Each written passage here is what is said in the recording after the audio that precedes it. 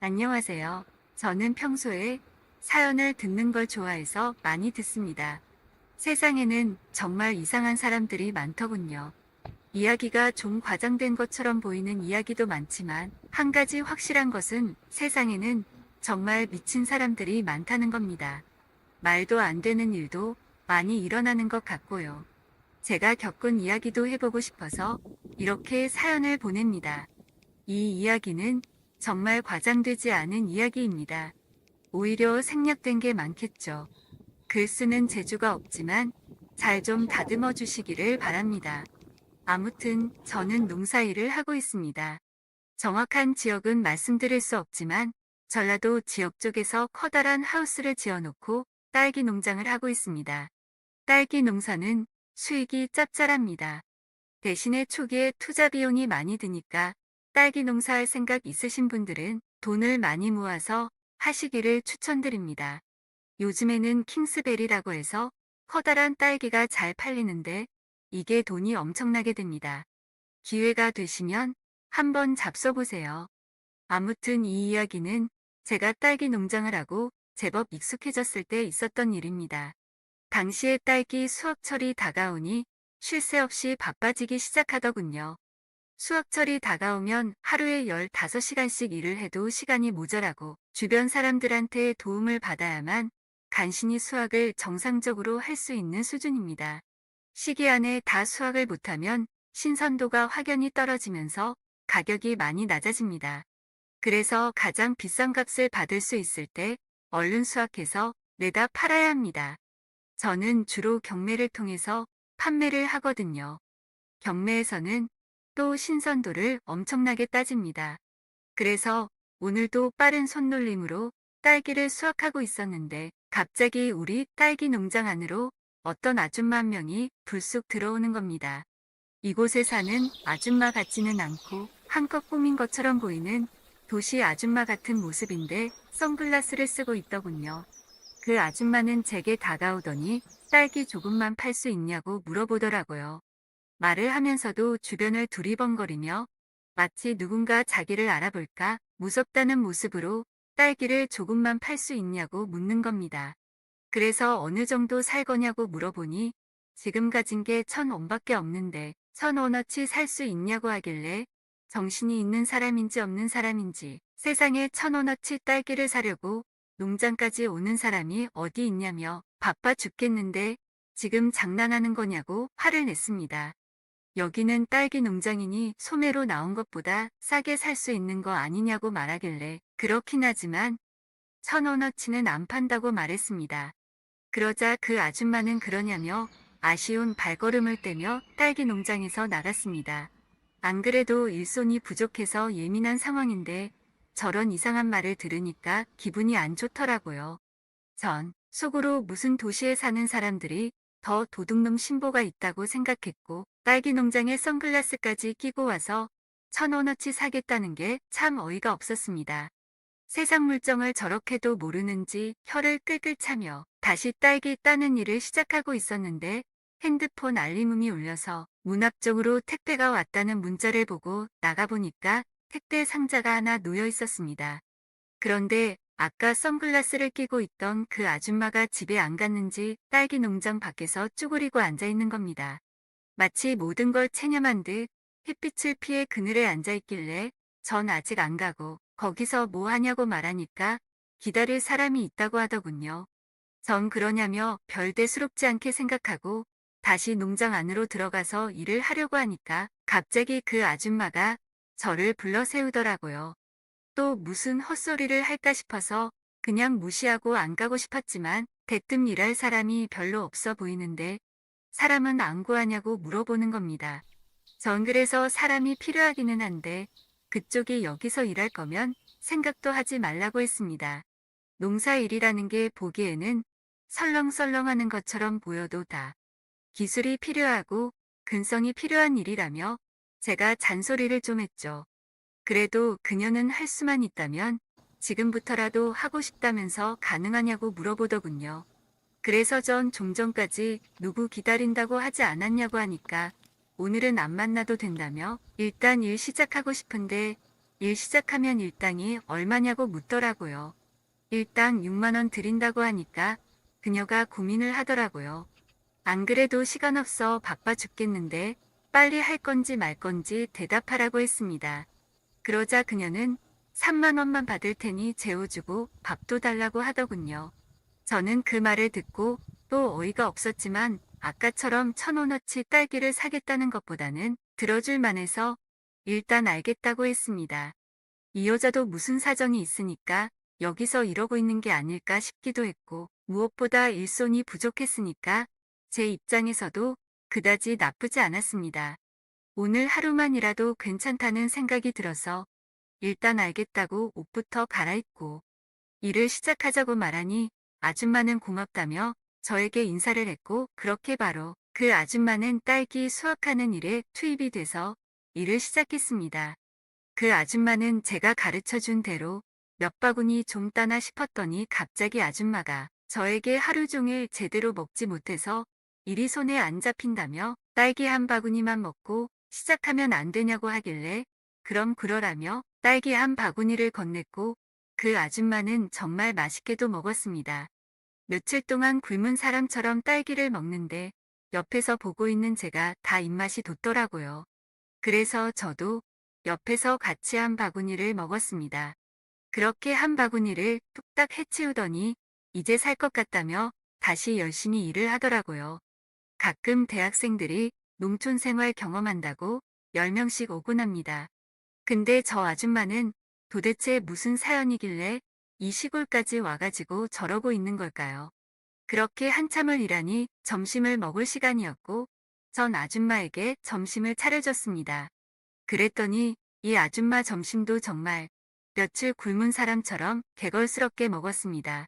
이렇게 개걸스러운 이미지였으면 애초에 선글라스를 쓰지 말든지 똥폼이라는 똥폼은 다 잡아놓고 이제 와서 저러나 싶었습니다. 전 그 모습을 보니 궁금한 게 많아서 도저히 안 될 것 같아 댁이 어디냐고 물으니까 서울에서 왔다고 하더군요.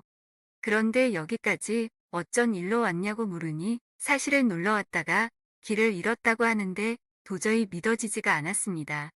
대한민국이 무슨 방글라데시 시골 변두리 마을도 아니고 어디서든 전화도 되고 경찰을 불러서라도 집에 가면 되는 거 아니겠습니까? 지금이 조선시대였으면 제가 이해해 줄 수 있겠지만 이런 세상에 길을 잃었다고 집에 못 가는 건 말이 안 된다고 생각해서 저는 이 여자가 무언가 숨기는 게 있다고 확신했습니다. 그래서 살짝 떠보기 위해서 길을 잃었으면 같이 놀러온 일행에게 전화하면 되지 않냐고 물었습니다. 그러자 아줌마는 제 질문에 대답도 하지 않은 채 웃으며 허겁지겁 맛있게 밥을 먹기만 하군요. 여러모로 수상했지만 어차피 커다란 농장에서 뭐 훔쳐갈 것도 없을 것이고 일이나 하고 집으로 가겠지 싶어서 일이나 시켜야겠다고 생각했습니다. 사실 이 여자가 무슨 사정을 가지고 있는지 그다지 궁금하지도 않고 중요하지도 않거든요. 그렇게 점심을 먹고 우리는 다시 일을 시작했고 드디어 딸기 농장에서의 하루 일과가 끝이 났습니다. 오자마자 10시간을 넘게 일했는데도 생각보다 군소리 없이 끝까지 하더군요. 처음 치고 이 아줌마 제법 일을 잘해서 그런지 그래도 저 혼자 할 때보다 수월하게 끝난 것 같았습니다. 아줌마는 저에게 어디서 자면 되냐고 하길래 따라오라고 하며 제가 살고 있는 집으로 안내했습니다. 아줌마는 저를 따라오면서도 집에서 혼자 사냐고 물어보시더라고요. 저는 그렇다고 짧게 대답했습니다. 왜 지금까지 혼자 살고 있는지 저의 개인적인 이야기까지는 하고 싶지 않았거든요. 사실 아내는 저와 이혼도 하지 않은 채 집을 나갔습니다. 저는 시골에서만 자랐기 때문에 도시 여자랑 결혼하는 환상을 가지고 있었거든요. 살다 보니 어떻게 인연이 닿아서 도시에서 자란 여자와 결혼을 했고 아내와 함께 이곳 딸기 농장에서 일하며 살았습니다. 근데 도시에서 자란 제 아내는 1년도 여기서 못 견디고 바로 집을 나가버린 거예요. 아무런 연락도 없이 갑자기 사라진 아내를 행방불명으로 신고해놨지만 그 이후로도 아내를 찾을 수가 없었습니다. 아내는 어릴 때부터 고아로 자랐다며 심지어 연락할 가족조차도 없더군요.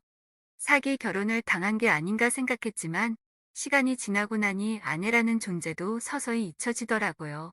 그 이후로 수소문을 통해 듣자 하니 아내는 다른 남자와 살림을 차렸다는 소문이 있었습니다. 그걸 본 사람도 있다고 해서 처음에는 아내를 찾아볼까 하고 백방으로 나섰지만 결혼한 서방도 버리고 집을 나간 여자인데 이렇게까지 찾을 이유가 없다고 생각해서 후에 그마저도 그만뒀습니다. 그게 벌써 20년 전 일입니다. 아내를 찾아도 다시 아내와 살기는 어렵고 그 많은 세월을 혼자 살다 보니 이렇게 혼자 사는 게 더 편하다는 생각도 들더군요. 당시에도 노총 각딱지를 떼고 마지막에 결혼한 거였는데 결혼하고 나서 1년도 안 돼서 아내가 집을 나간 저는 그 이후로 노모를 모시며 딸기 농장을 일구어 나갔습니다. 그런데 이제 노모마저도 돌아가시고 이렇게 저 혼자 딸기 농장을 꾸려나가고 있었습니다. 그래서 저는 이런 저의 복잡한 가정사를 처음 보는 아줌마한테 굳이 말하고 싶지 않았습니다. 일행들한테 전화해서 집에 가면 되지 않냐고 물어본 제 질문에도 그녀가 대답하지 않았으니 저도 그냥 대답을 하지 않았습니다. 그렇게 집에 들어와서 선글라스를 벗은 그녀의 얼굴을 보니 한쪽 눈에 멍이 시퍼렇게 들어있었습니다. 그러면서 거울을 보며 멍든 자국을 오목조목 살펴보는데 꼭 누군가에게 맞은 느낌이더라고요. 아줌마는 그 뒤 살짝 눈물을 훔치는 것 같았습니다. 저 아줌마에게 분명 사연이 있는 것 같았습니다. 서로 개인적인 건 물어보지 않았습니다. 일단 저도 저의 개인적인 이야기를 하고 싶지 않았고 그녀도 개인적인 얘기를 하고 싶지 않은 것 같더라고요. 그리고 무엇보다도 딱히 그녀에 대해서 궁금하지 않았습니다. 그래서 더 신경을 끄고 조용히 저녁을 먹기나 했죠. 저녁 먹는 김에 제가 직접 담근 딸기주도 가지고 나와서 저 혼자 마셨습니다. 그 여자에게 주기 아까웠거든요. 근데 그 아줌마는 제가 꺼내온 딸기술을 보더니 뜬금없이 술이라면 아주 진절머리가 난다고 했습니다. 그래서 왜 그러냐고 하니까 사실은 자기 남편이 술만 마셨다 하면 사람이 180도 바뀐다고 하더군요. 그 말을 들으니 왠지 저 아줌마 얼굴의 멍도 남편이 때려서 생긴 것이라는 생각이 들었습니다. 그리고 저 아줌마가 남편한테 맞고서 도망치듯 집을 나왔다고 하는 생각으로 추론이 됐습니다. 아무튼 전 그 아줌마가 좀 안 됐다는 마음이 들더라고요. 아줌마는 제가 딸기주를 한 잔 따라서 마시는 걸 보더니 갑자기 제 잔을 뺏고서 자기도 한 잔 마시겠다며 벌컥벌컥 마셨습니다. 제가 아끼는 술인데 왜 저의 허락도 없이 이렇게 마시는 걸까요? 방금 전까지 술에 진절머리가 난다더니 이제는 제가 이 아줌마한테 진절머리가 나더군요. 아무튼 딸기 1,000원어치 산다는 그 첫 인상부터가 마음에 안 들었는데 여러모로 재수가 없는 여자입니다. 그러면서 갑자기 오늘 낮에 자기가 일한 거 어땠냐고 물어보기에 전 그 정도면 충분히 일당받고 일할 자격 있다고 말했습니다. 저에게 그럼 이곳에서 일주일 정도 일해도 되냐고 하길래 전 마침 사람도 필요하겠다 그러라고 했습니다. 저 혼자서 하면 딸기 수확이 완료되는데 10일이 넘게 걸립니다. 근데 이 사람까지 있으니 일주일이면 딱 시기도 좋다고 생각했거든요. 신선한 딸기를 더 비싸게 팔 수 있으니 이득이라고 생각했습니다.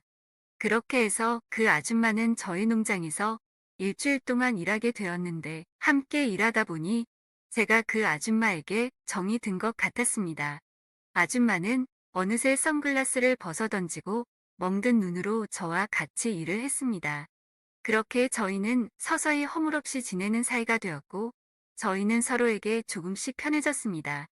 그러다가 이제는 그 아줌마가 떠날 마지막 날이 되었고 아줌마는 농장을 끝내고서 이제 가보겠다고 말했습니다. 그래서 전 하룻밤만 자고 내일 일찍 가라고 하니까 아줌마는 아니라면서 이제 가보겠다고 하는 겁니다. 전 그 말에 아줌마에게 하지 말아야 할 말을 하고 말았습니다. 남편이 때리면 집 나오면 되는 거고 그 남편과 안 살면 되는 거 아니냐고 했습니다. 내 마누라도 나랑 같이 딸기 농장 하기 싫어서 집 나갔는데 당신이라고 못할 게 뭐냐고 따졌습니다. 헤어지는 게 아쉬워서 그랬던 걸까요? 저는 그녀에게 괜히 화를 냈습니다. 그제서야 아줌마는 참았던 눈물을 주룩주룩 흘리더라고요.